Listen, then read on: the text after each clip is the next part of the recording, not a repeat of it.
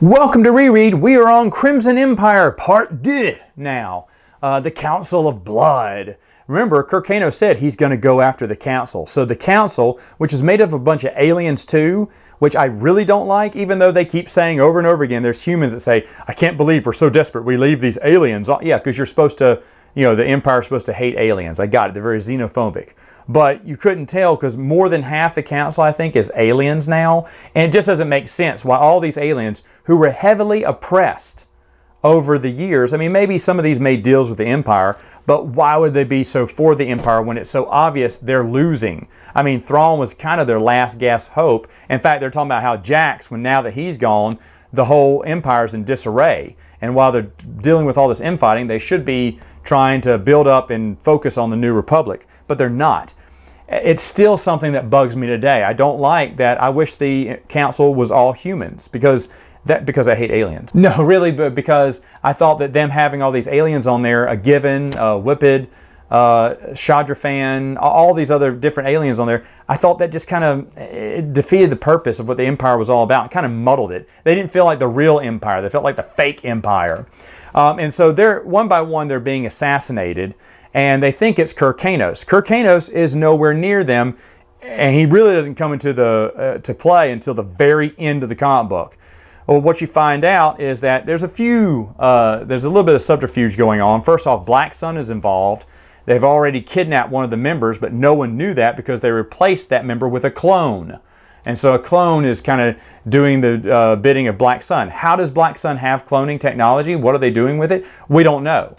Or why aren't they dealing with clones somewhere else? Why aren't we hearing about this somewhere else? Because it's Crimson Empire 2, and Randy Stradley did not like to play nice with the rest of the EU. Now, he did in a little bit in Crimson Empire 2, because this is the first appearance of Nomanar. Whoa! And this is like at least a year or so before New Jet Order started.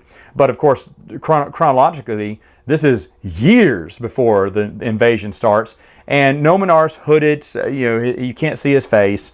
He kind of speaks with a little lisp. He draws out his S's, which I'm fine with. He's still trying to learn the way basic talk is. And he's the one we find out that's instrumenting a lot of the assassinations, and it gets this guy, drags this guy to power to eventually become the emperor. And of course, the Vong are wanting to control and basically dilute the empire to make sure they do not become a big threat, because Nomanar has assessed them in the past and finds out, wow, if they really get together, I mean, if they can reform and, combine their strength together, that would be a problem for the Vong. So we need to make sure they stay weak. Kind of like how Palpatine made sure that Black Sun stayed weak in Shadows of the Empire. So I actually really like it.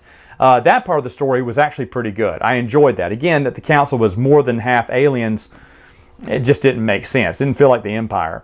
Now, what is Kennix Kill doing? Well, I'll get to him in a minute. You got Grappa the Hutt, who is the big Hutt here. He's got some kind of death head tattoo or skull tattoo on his forehead, which is kind of cool. He's friends with Black Sun, these alien race called the Zanzibar, who are really freaky looking, that have these rituals where they kill someone, and so he gives them sacrifices. He's making deals with everyone. Well, at a party, he goes berserk. He kills a Zanzibar, which makes them kind of mad. He kills the Black Sun Vigo. I guess it's a Vigo. We're not told. It's just a top leader is all it was, because I don't think Randy Stradley wanted to even look it up, what that meant. He just knew that Black Sun was cool, so let's put him in there, and let's just call him a top leader. Just call him a Vigo or something. Get a lieutenant. What is he? What is he exactly? Anyway, it is kind of funny that they refrigerate him and then bring him out, his stiff body, next to Grappa the Hutt whenever he's talking to Black Sun. And when Black Sun asks whoever this top leader is, I'm just calling him a Vigo, a question, that's when the transmission gets kind of fuzzy. And Grappa's doing that on purpose to try to hide the fact that he's dead. This Black Sun initiate's dead. Now he's trying to find a way to explain the deaths of all these people. Eventually he puts them on his favorite sail barge and explodes it and calls it an accident. But all this is blown up in his face because Black Sun eventually finds out they have another spy in the temple, or in the palace, who actually told them the true story of what's going on. So Grappa's in trouble with them. Marith goes to Grappa early on in the series. She wants to find Kirkanos, and you will help me, and I will serve you while you help me. Okay, fine. And then for some reason, one of her lieutenants from the New Republic come, and he finds money to betray her. He's like, no, she's not here for that. She's here to uncover you and your dealings with Black Sun. Why would he do that? That's never explained. I believe this was the same guy that we saw a little bit of in Crimson Empire 1, so there's no reason why he would do that. Either way, Grappa betrays them both and turns them both over to the Zanzibar. I think that's how you pronounce their name. I don't really care. Anyway, these death cult people are about to kill Mirith, but that's when Kirkanos comes to the rescue. By the way, Kirkanos has been working as Kennick's Kill for Grappa for a little while until his identity is exposed and then he escapes. But he goes to help rescue Mirith for no reason. No reason. It doesn't serve his own interest, and we're not told it ever does. In fact, Mirith goes, "Why'd you save me?" And they just get off the subject because I guess Randy Stradley thought, why does he save her? Oh, because I need a love interest. I don't know how to connect these two. I don't know. It just doesn't make that much sense. So as they're battling through, trying to escape, it turns out that the Zanzibar will kidnap Kirkanos, bring him to Grappa, saying, "Hey, we know he's worth a lot. You be our intermedium. You go to whoever, the Empire, and you cash in the reward. We get 90, you get 10. And even 10%, Grappa says, I guess is pretty good. So he agrees to do that. Unfortunately, Kirkanos escapes because Mirith will now break him out with the help of the New Republic. And as that happens, they kind of leave Grappa all alone. And so he's kind of running from he's trying to run from Black Sun. And he tells the Zanzibar, I don't have your money. Kirkanos escaped. Sorry, tough cookies. Looks like we all lost. And it's really cool because all their eyes roll back in the back of their head. And he's like, don't give me that look. And as he's going away, now all the aliens have that look. So they're kind of getting, I don't know, it looks really creepy. Like I said, they're a really creepy race. And eventually they take Grappa and he's going to be their next sacrifice. They don't show him dying, which I thought they did, but they didn't.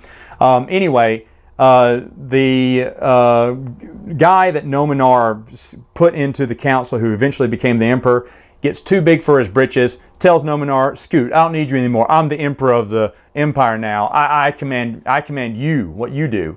And Nominar threatens him. He's like, okay, this is dangerous. You've made a choice. Nominar appears to him one more time and said, this is my final time. I just want you to know my associates and I have a new plan and you're not part of it. Goodbye. Oh, and say hello to Kirkanos. He's like, Kirkanos is here? And Kirkanos just kind of appears. I guess he was waiting for the introduction from Nominar, like a wrestling match. Here comes Kirkanos! Boom, boom, boom. I don't know what he's doing, just waiting there. He's just waiting there by the entrance, like, yes, I'm here for your head or whatnot, And so, of course, they have this little battle where he takes out all the security guards and, of course, kills him. The penalty for betrayal is murder. Yes, we know it's death. It's always the penalty of traitors is death. So he kills him very easily. And they said, what about the other council members? They're locked away, because the emperor had them locked away. Are you going to kill the rest of them to get your revenge? No, there's been enough death here today. Okay. But at the end, Mirith tracks him down and goes, hey, remember last time she vowed to kill him for killing her best friend. But now in Crimson Empire 2, she's totally forgotten about that and she's in love with him. Let me just quit the New Republic and we'll run away together. He's like, no, your loyalties are to the New Republic. My loyalties are still to the Empire. And they kiss and he goes away. It makes zero sense. And this is what I was afraid of, because when remembering Crimson Empire 2, I was excited, and it is true, there are some good things here. I am excited to see the Vong, Nominar, and trying to make wheels and deals and what they're trying to do. I do like that Black Sun is infiltrating the council, and I like the idea of an Imperial Council, but not the way it was set up, not the way it was explained, or lack of explanation for Black Sun. None of this stuff is picked back up either, so as far as I know. Grappa's okay. But, he's kind of playing both sides in the middle, and he's going to, get pinched in the end. And there's really no tension here, and there's no point in continuing Kirkanos' story. I'm sorry, but Crimson Empire, even though, like I said, first appearance of the Vong, that grabbed my attention, and it'll always have a little bit, it's almost like a prequel to New Jedi Order, a long-distance prequel to the New Jedi Order.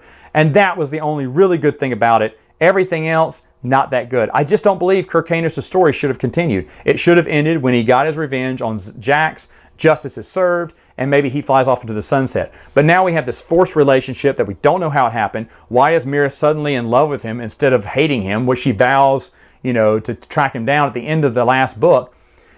It's almost like J.J. Abrams and whoever did number 8, episode 8, didn't get together and wrote two different stories, and handed them off. And this is exactly what it feels like with Crimson Empire 1 and 2. Except in 2, like I said, Numenor, that is pretty interesting, that the Vong are already dabbling and trying to weaken the Empire at such an early stage. Other than that, Not as good. Now, what's next? Well, I'll talk about that later.